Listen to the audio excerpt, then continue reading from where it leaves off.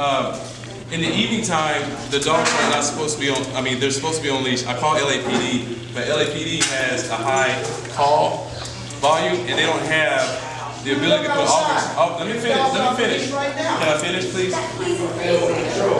So I call LAPD on a regular basis. They don't have the ability to send officers out here all the time.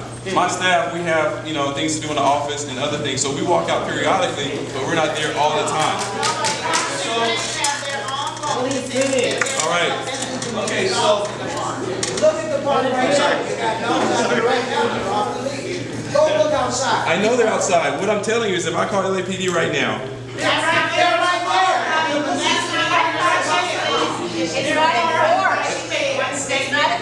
It's 24/7. I can't hear everybody at the same time, so it's one person at a time. Sure. I totally feel the tension, and it's huge, and I get it. There's apparently a misunderstanding about what's happening with the dogs. And that is, we can keep talking over each other, and I want him to get back to the presentation. But just so you know, you can take it for what you will. We donate money to the rec center to only allow our dogs off the leash when the park isn't being used. So we're actually giving money to do that because we pay up when they come to Listen, that time frame is from 7:30 a.m. to 9:30 a.m. in the morning, and there's nothing going on out there. So they have that only time slot in the morning, 7:30 a.m. to 9:30, and that's it. Okay, I have you on record saying dog classes only. That's not a dog class. That's dogs off leash at your discretion. Okay, hang on. I have you on record, Mr. Rice. Last twice if you can hear me. Last 3 times if you can hear me. I'd really like to have a conversation tonight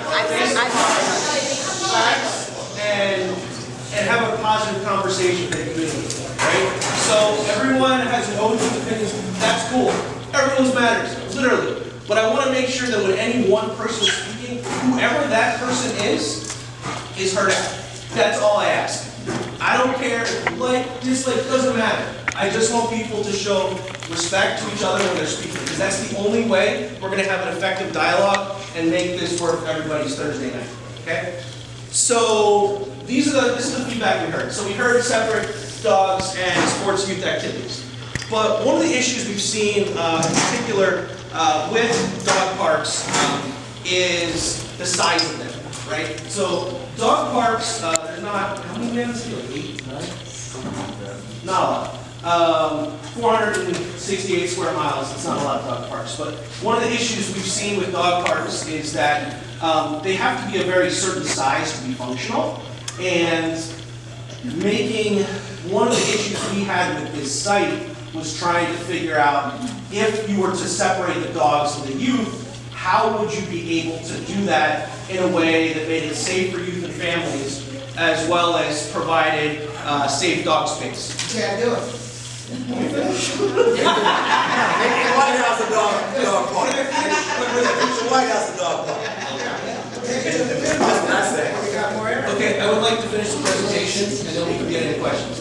So what we looked at is we said, okay, based upon the Venice area in terms of the resources, recreational resources that exist for people, right? What they have and what they don't have. There's a dog park over in Westminster, about a mile from here. So At the airport on the street. So what we did in our design is we did not include a dog park here. Thank you. We focused on, and again, because we heard a strong desire for active recreation spaces for youth and kids to be able to play whatever, whether it's a mom playing soccer with her son, or whether it's people participating in one of the leagues the park has. We really wanted to try and focus on active recreation here. So what you see, and it's on the tables in front of you. You guys see it? We have a few throughout here. I'm going to walk people through what you see. Bear with me, my eyesight, not the best, but I will explain what you see. So if you guys see, we can see the park up here. This is the northwest side, that's the southeast side of the park.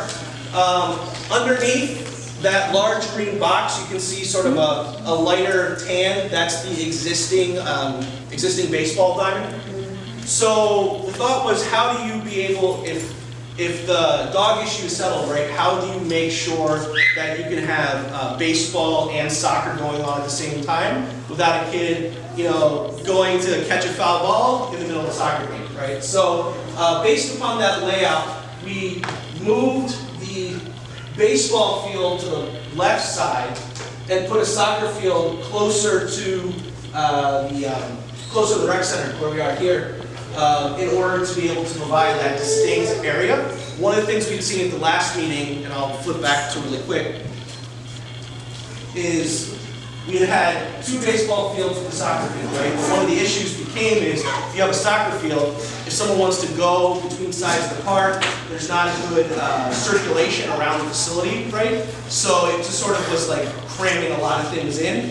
That, especially since we heard a strong desire for having a soccer field here, was for this layout. So the blue at the top, you can see, is the outdoor field restrooms. That specifically is, and they have special designs that can turn off and on at certain times. They're single stall. They're not like a large interior restroom where you go in. One stall, one door. The yellow you see is a new playground area, so we'll be totally revitalizing and basically building a brand new playground right over here. The new synthetic soccer field, ball field improvements including backstops, dugouts, field lighting, bleachers, an accessible walking path around the facility. So that could be many different materials. We'll discuss that. If people want something like a decomposed gravel thing, if they want a rubberized track jogging path you see in some parks, people want concrete, people want asphalt. There's lots of different options. I'm going to try and tilt this so you guys can see. It's at the bottom there. So we also are going to be making improvements to the park fencing. Sorry, my picture's really bad. Robert, can you see that? Well, landscaping, irrigation, and new drinking fountains. Sorry, new drinking fountains throughout the park. We wanted to make sure that there was drinking fountains on both sides of the park, because our rec center is all the way over here, right? But we got fields and picnic tables, etc., the whole way down there, right? So being able to have drinking fountains throughout the park is crucial to the design. So that's what we're here with tonight. Right? So usually when we do these, and we're going to switch it up today a little bit because I think there's a desire to do so. Usually when we get to these in our meeting process, we're discussing more design and aesthetic ideas, which we can do, we're prepared to do. But since a lot of people weren't here at the last meeting, this is the first time you guys are hearing a lot of this information, what I'd like to do is if people have specific questions regarding the project scope and the layout, meaning what recreation features are included and why they're in certain locations, I'd like to answer those specific questions now in an organized fashion so that we can then go into discussing aesthetics a little bit more. I want to keep this to about 10 minutes or so, that way we can further discussion. First question. Yeah, hi, I want to know where the picnic table is. Exactly. Oh, sorry, they're there. Oh, far. I didn't call them out. They're on the, see on the far left, those gray things with the picnic tables? That area is being kept. Also, there's some new picnic tables, small orange rectangles that are in this corner over here, as well as next to the yellow rectangle playground. Those are new picnic tables that And we. what about the barbecues? The barbecue, the outdoor barbecue? We can have those in. Yeah, that's something definitely. That whole area was designed to keep it more like chill recreation area, especially since you have the trees over there. It's a good place to hang out. The desire was to sort of like expand upon that. Next question. Okay, great. Cool. Next question.